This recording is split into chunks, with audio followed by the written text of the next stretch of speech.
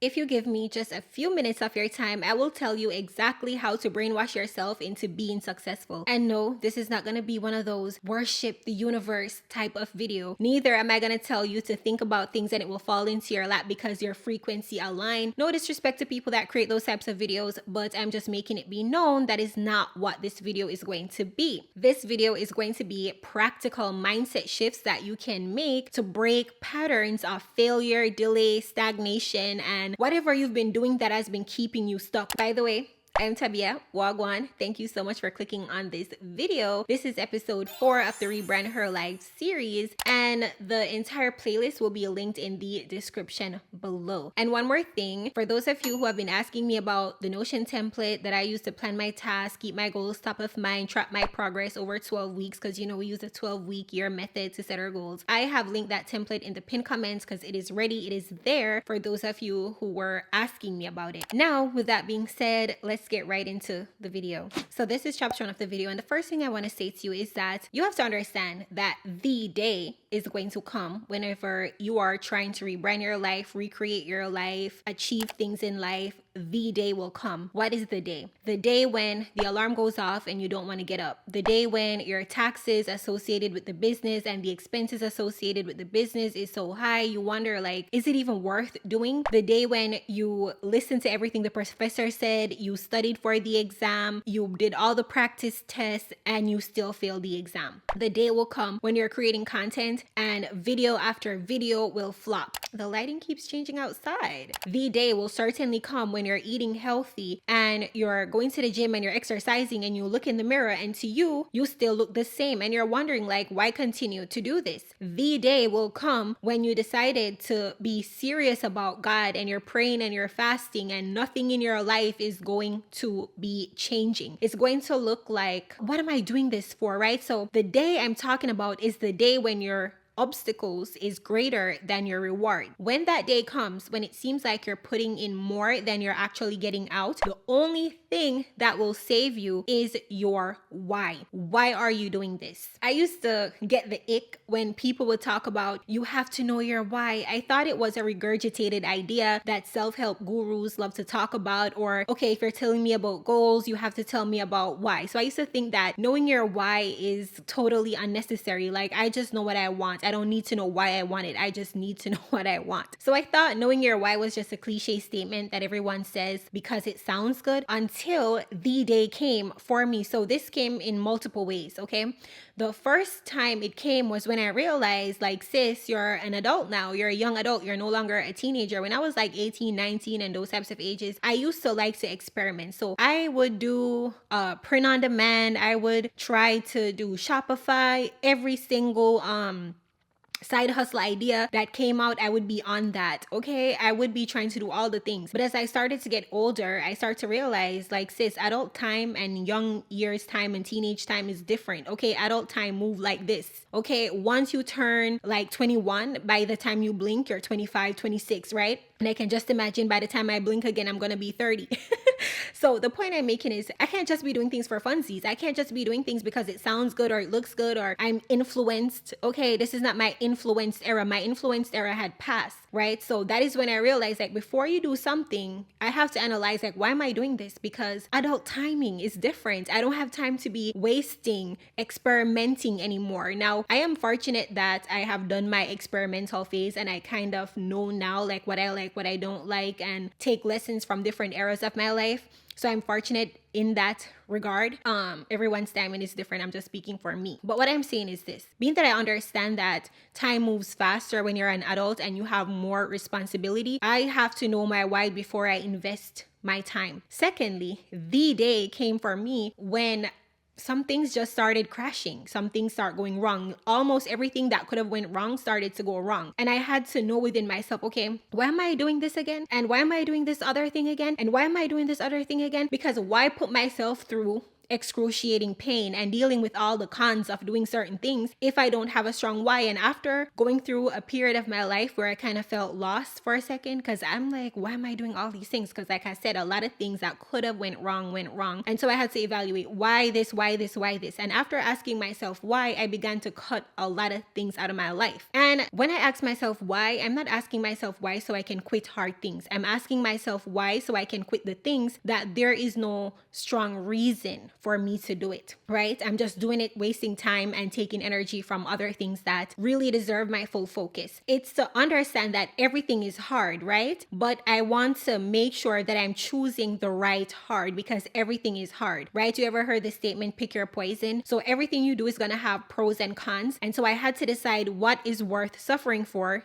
based on my why, basically. Now, you might say to me, sis, I know my why. And my question to you after that would be, is it strong enough though? Is it strong enough that on your worst day, it is enough to get you out of bed? Because if the why that you think you have at the back of your mind is not enough to get you out of bed on your worst day, when you don't feel like it, you're not in the mood, things aren't going well, you had the worst results from doing the thing. I mean, the day when the most demotivating thing could have happened, when the worst had happened, when you've been putting in so much effort and things aren't going the way you want it to go, or you're getting negative confirmations that it's not for you, it's not going to happen. If you don't have a strong why on that day, when you receive the bad news on that day, when you perceive failure on that day, when you perceive loss, then you're going to give up. Okay? So your why should be strong enough to get you to keep going even on your worst day. So when you're saying you're rebranding or you're setting new goals or whatever, you have to make sure that your why is not fake and fancy. You have to make sure that you're aware of your true why. So fake and fancy would be, I want to be a millionaire, right? That's fake and fancy. Like, girl, you know you could do quite fine without being a millionaire. Like, bro, you're already pulling girls without being a millionaire. You're happy, you're healthy, you're fit, you look good. You don't need to be a millionaire. So that is a fake and fancy reason for most people. That could be a real why for someone, but for a majority of people, that is fake and fancy to just say, I want to be a millionaire. The real thing might be, I'm tired of seeing my mom work so hard and I want to retire her. Or I want to put my brothers and sisters through school. I want to be able to help those that came after me. Or I want to send my kids to the best school and be able to help pay for it, right? Those could be the real reason why you want to make more money than you're currently making. Not being a millionaire. Saying I want to be a millionaire, it sounds good. And to say that's why I'm pursuing all these side hustles, that's why I'm starting a business, but that might not be your real why, because you know you'll survive perfectly without being a millionaire. You know you don't have to be a millionaire to be happy. You probably have a very comfortable life without being a millionaire. So that is fake and fancy. Your real why could be, I'm tired of working these long shifts, standing until my feet hurt, my back hurt, having my managers talking to me crazy, having other people's customers talking to me crazy, going to work and feeling like I would rather be anywhere than here, being depressed because of how I can't afford anything. Like, you need to know, like, what is my real why I want to pursue these things, and bring it top of mind. Okay? Because like I said, on the day when you feel scared, you feel unconfident, because it's not just results that can demotivate you. You could be about to create a piece of content and something says, girl, you're not an influencer. What do you look like? You look stupid. People are going to laugh at you. You're being fake. You know what I'm saying? Like, those kind of thoughts can come up. And it's when you say, you know what? My why is stronger than these little voices that's trying to discourage me. These self-sabotaging thoughts that's coming up. I have a greater why that is going to keep me going. Okay? Because let me tell you guys something. I am very introverted and I have my insecurities when I sit on camera. Things like my face is fat, my voice is weird, my accent comes out every single time. Things like I don't sound like a Black American, which for the longest I wanted to sound like one so I could blend in more. And it was one day that I realized that this is actually your superpower. Like, this is good. You know, people don't want to hear the same people over and over. People want different. When I have a favorite content creator, I don't go around looking for someone who talk like them, look like them. I'm okay with people being different. So I had to learn to accept my difference, right? So what I'm saying is, sometimes when you're doing things, insecurities will come up that will block you from pursuing what it is that you want to pursue. But once you have a why that's greater than your shyness, your lack of confidence, your doubts, and all the negative things that goes on in your head, you will be able to overcome. So when I was starting my business, I felt like I was starting too late, didn't have enough money, other people are selling what I'm selling, all types of negative thoughts. But I knew I needed to do something to buy back my time. I was on the road 6 days per week. When I wasn't at work, I was at school. And when I wasn't at work or school, I was getting my nails done or hair done. It felt like I was never home. And I was sick and tired of living like that. I felt like I didn't own any of my time. It's always somebody telling me what to do. It's always me having to be on the next thing. It felt like I had no time to think, to plan, to live my own life. And so from that why that I had, I decided to, despite whatever I was feeling in the back of my mind, let me do this thing. Turns out it made multiple six figures, got me to quit my job, buy back my time, yada, yada, yada. Told the story about 1,000,000 times already, so I don't need to keep being there. So the point I'm making, guys, is that find your why today. Let that be your homework. If you don't take anything else from this video, take from the video that you need to find your real why. And let me tell you something. Your why is your why. There's no why that's too small. There is no why that's not powerful enough. There's no why that's too big. Did I say powerful? Like I can't say powerful. There's no why that's not powerful enough. What you have to understand is that your why should be motivating to you, not motivating to me, but to you. Your why is just as personal as your goal. You know what's going to be able to get you out of bed on your worst day. The only thing I caution you about when you're coming up with these whys is not to be fake and fancy. Your why doesn't only get you started, but it will help you to finish. That is the end of chapter 1, guys. Let's move on. Now we're moving into chapter 2 of this video, which is that imperfection beats perfection every single time. Now I know a lot of you guys, you might be wearing the fact that you're a perfectionist on your clothes like a badge of honor. Oh, I'm a perfectionist. And you think it's something that is so good. But from my own experience, I realized that being a perfectionist is a personality flaw, and it is an over glorified way to procrastinate and delay things that I am trying to work on or manifest in my life. So girl, while you're there saying, oh, I'm just perfecting my craft, or I'm just perfecting this product, I'm just perfecting this launch, I'm just perfecting this goal, what you're actually doing is finding a very productive way to cause delay in your life. Like to me, perfectionism is a productive way to procrastinate. I don't even know if that makes sense. So it's like you're doing something that seems meaningful or productive, but you're still wasting time because all the little minute details that you're trying to work on and you're trying to fix and you're trying to tweak, the thing, whatever the thing is, could have went on without it. But you feel like, okay, I need to add something else, or I need to add something else, or I need to add something else, you know, before you launch. And sometimes what's really happening is that you have fears and doubts, and you don't think that whatever the thing is going to work, or others is going to see value in it. So you try to keep adding more and more things to it to try to make up for your insecurity. So I have a video when I talk about the fear of being seen where I kind of touch on that more deeply, so I won't go back over my thought process in regards to the fear part of procrastination. You could just check out that video. Right? So if they have a product to launch, they keep tweaking the product, changing the packaging, changing the branding, because they don't really want to face the reality of if the launch will be a success or not. Right? So a lot of things that we say to ourselves and think it's a good thing, like, oh, I'm a perfectionist, you need to make a mindset shift, because that is not a good thing. Okay, it will take from you or delay you more than how it actually helps you. Now you might be saying, sis, I can't just put any and anything out there with my name, and I can't just do any and anything.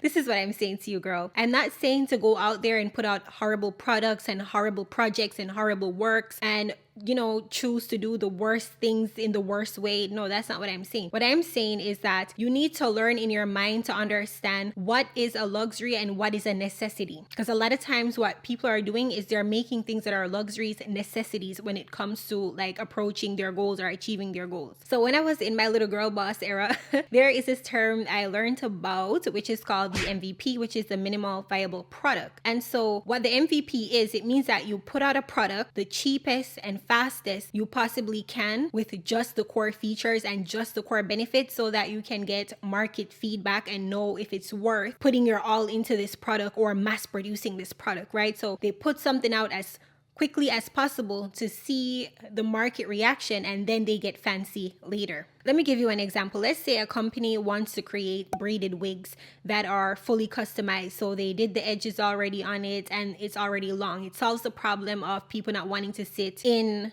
a salon chair for hours getting their ear braided. Let's say that's the business idea. What they do is they put out a black braided wig that already has the baby hairs and the lace cut and tinted, all that stuff. They put it out first and see how the market reacts to it. If the market reacts well to it, then what they would do is they will create a blonde one, they will create an orange, a purple, all the different colors. But first they had to put out one that had the main core benefits and features to see if the market wants it. Once they get that feedback, they would then go into mass production. In case you haven't been seeing what I'm trying to say, I'm trying to say to you, whatever it is that you're working on, whatever you're doing, try to understand what is luxury versus what is necessity. Okay, go the path of least resistance. For example, you want to go to the gym. Is buying Lululemon set and having a big Stanley cup really a necessity, or is it a luxury? To launch your business, do you really need 20 different products, or is that a luxury? So you have to know what is a necessity and what is a luxury. Oh, I want to start posting content on IG, but I need one camera and 3 different lenses to create different looks. Is that really a necessity, or is that a luxury? So right now, I'm telling you, program your mind to start to see things as necessity and luxury and go forward with necessity. So even with my YouTube, right, I wanted to make those videos where, you know, the girls talk so nice and soft and she's making her coffee and she's showing her routine and this is her 5 a.m. morning in the gym and all that. But girl, guess what? That is a path of lots of resistance for me, okay? Girl, I don't have time for that. The path of least resistance for me is to sit down and just talk to the camera, just say what I have to say, just make sure that my lighting is good, my microphone is good, and I look presentable. That is the path of least resistance for me. If I wanted to do B-roll shots of getting coffee and going to Target and showing you guys my life to create content for YouTube, that would take a lot out of me, and I'm not there yet. Okay, I am not there yet. That is not a path of least resistance. That is a luxury for me. Necessity is me having a message that is worth listening to and putting it out. Okay, it's not getting 50 shots of me sitting in the same thing so you could see me from this angle and that angle. Like, I can't do that right now. I cannot do that. I'm not a videographer. So I'm saying to you, get rid of this perfectionist mindset if you want to progress and advance in life. There is so much to be had from imperfection, and I'm going to circle that thought in a minute. So let's say there's 2 persons that want to start their YouTube channel. Person A says, you know what? I will make the most perfect video so that when I post it, it will blow up, it will go viral. So they spent months researching the perfect title and thumbnail, you know, and this person keeps perfecting the same video and keep working on the same video and keep deleting and saying it's not good enough and keep perfecting. Now, person B had a different approach. Person B says, okay, what is necessary for me to do? And they sit down, they record their video, and within 6 months time, person A have not yet posted the video, okay? And person B has posted like 30 videos or 40 videos within the same time period. Then person 1 finally posts their video. Now, here's the thing. At the end of the year, person 1 is still at 2 subscribers, and that's her mom and her best friend. Person B that went ahead and just kept posting videos and things like that, that person is now sitting at 50,000 subscribers. Right? Because every time she posts her imperfect videos, people are watching, resonating with her, loving her, coming back to watch her videos. She's getting brand deal sponsorship. She already got monetized in YouTube. So many things is happening for the second creator because she decided that even though it's not perfect, even though it's not the big vision I see in my head, I have to start somewhere and put something out. So this person had gained so much from imperfection versus the person who is sitting down, tweaking and making it better, trying to satisfy their ego, trying to satisfy their insecurities by trying to leave as little room for judgment as possible when they put out their first video. So that person has gained nothing in the same time that someone else who is just taking action, taking messy action. And here is something that's going to blow your mind. The person that puts out roughly 40-50 videos in 1 year versus the person who put out one perfect video, the person that put out let's say the person did 50 video, right? The 50th video of that person that posts 50 video is better editing, better delivery, better everything than the person that spent the year perfecting one video. Why is that? Because each time the person that is putting out one imperfect video at a time, she's learning, she's getting feedback. Her audience is telling her, girl, talk about this topic, or girl, do your thumbnail this way, or girl, talk about this and I like when you do that. And she keeps tweaking and learning and making it better each time. So you don't get better by staying on one level. You get better by experimenting experience. You get better by getting real feedback. Perfecting one product in the background, behind the scenes, doesn't mean that you will end up having the best product. The person who put out one version of the product, gets some feedback, and keeps developing and working on the product that they already launched, that is going to do better in the long run and be a better product than someone who has something working on in their kitchen forever and not launching it. You understand what I'm saying? So what I'm saying is you have to shift your thinking and your mindset from, I have to just do this as perfectly as possible because I need to be perfect in order to make money. I need to be perfect to get the views. I need to be perfect. No. You have to shift your mindset from that, or thinking, I have to be perfect to get the type of sales that I want. No, have a mindset like, I'm going to put out this version of it. It might not be the highest version that I see in my head, but it is enough to get some form of results and feedback, and I'll keep tweaking, reinvesting, and making it better. Okay? Feedback, experience, and data is what makes things better. I hope I'm talking to the right people. If I'm talking to you, drop a 100 emoji in the comments just so that I know that what I'm saying is resonating with you guys. Please do it, okay? Sometimes it feels like, did people even get this far in the video? And I'm just talking. Like, if you got to this point in the video, let me know. I know the lighting keeps changing a little bit. It's because the sun keeps going up and down, and I can literally see from looking at the little view thing above the camera that it's changing. Okay, I'm sorry guys if it looks weird. The point I want to make is that you get further ahead in life more quickly by taking imperfect, messy actions and learning from your failures, learning from feedback, learning from data, etc. Don't want to repeat myself too much, but I don't want the main point to be lost, which is that there is a lot more to be gained from being imperfect and taking messy action than from sitting down perfecting something for years before actually taking the first step. The other thing I should touch on when it comes to being a perfectionist is some people have an all or nothing mentality. So they think, if I can't do it all, I should do nothing. For example, they want to lose weight, but they can't buy 20 pieces of workout set. They can't go to the gym 5 days per week. They can't diet, this, that, and the third. So they think, okay, because I can't do everything all at once, I should do nothing. That's their mindset. When in reality, if they at least say, okay, I can't go to the gym for 5 days, but let me at least do 2. Or I might not be able to go to the gym, but I can buy a treadmill and put it in my house and walk on that. You might be able to get one of those treadmills instead of going to the gym. So you have to actively be seeking what's the path of least resistance. Don't say, if I can't do everything, I can't do nothing, right? You might not be able to go to the gym or work out, but you can eat in smaller portions, or you can start to stop eating so much carbs or fatty food so that the weight can start to go down a little. It might not be the best results as if you were doing everything, but to do something is better than to be doing nothing. And there's something to be gained from not doing everything but doing some things, right? So for example, my mother had a goal of losing 20 pounds and she actually lost 30 pounds. She didn't go to the gym. She's not working out like crazy. What she did was cut carbs out of her diet. She cut rice completely. She stopped drinking like sodas and juices with sugar. She blends her own like pine and melon and stuff and make her own juice.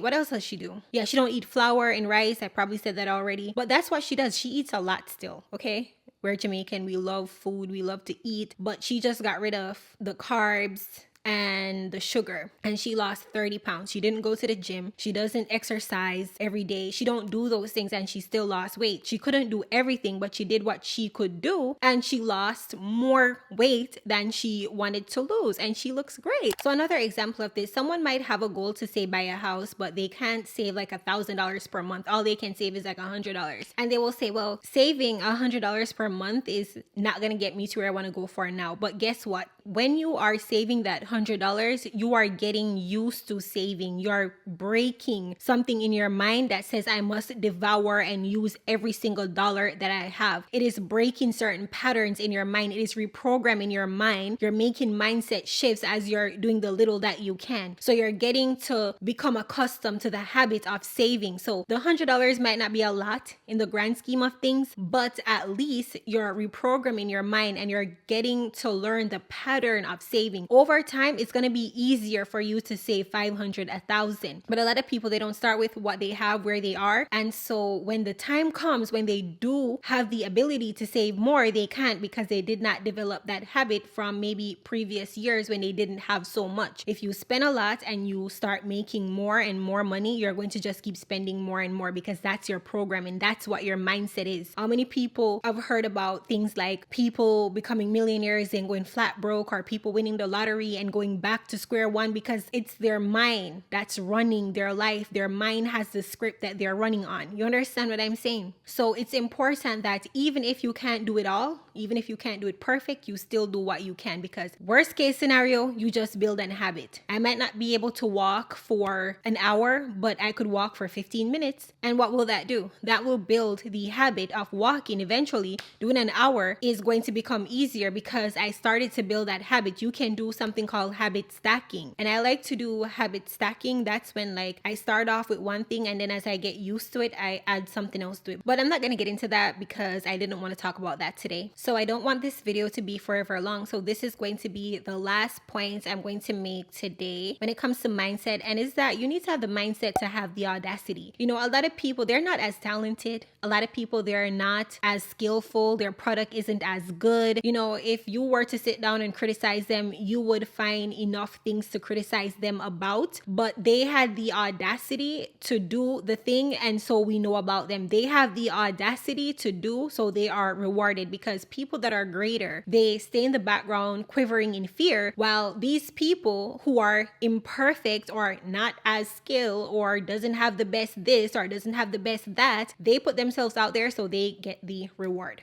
Okay, so you have to train yourself to have the audacity, right? Have the audacity to write the book, have the audacity to create the content, have the audacity to cook at your house and be like, I think I want to start a restaurant, to be honest. Have the audacity to be like, I know I was a C student or a D student back in the day, but I want to go back to school and I'm going to be an A student. Have the audacity. Have the audacity to be like, I'm so shy, but you know what? I think I want to be a public speaker. Have the audacity. Like some of you, all you lack right now is just audacity. You have talent, you have enough skills that could take you out there. People with less is doing more, but you just don't have the audacity. Train yourself to have the audacity. I have the audacity to be going to school. I have the audacity to start businesses. I have the audacity to create things and put them out in the world, and I don't need permission from anyone. And this is how you need to think. You need to have the audacity. Let them look at you and say, who does she think she is? Don't I know her? Why is she creating content acting like an influencer? The audacity. Yes, have the audacity. Guys, my camera is dying, so I have to wrap this up. See you in the next video.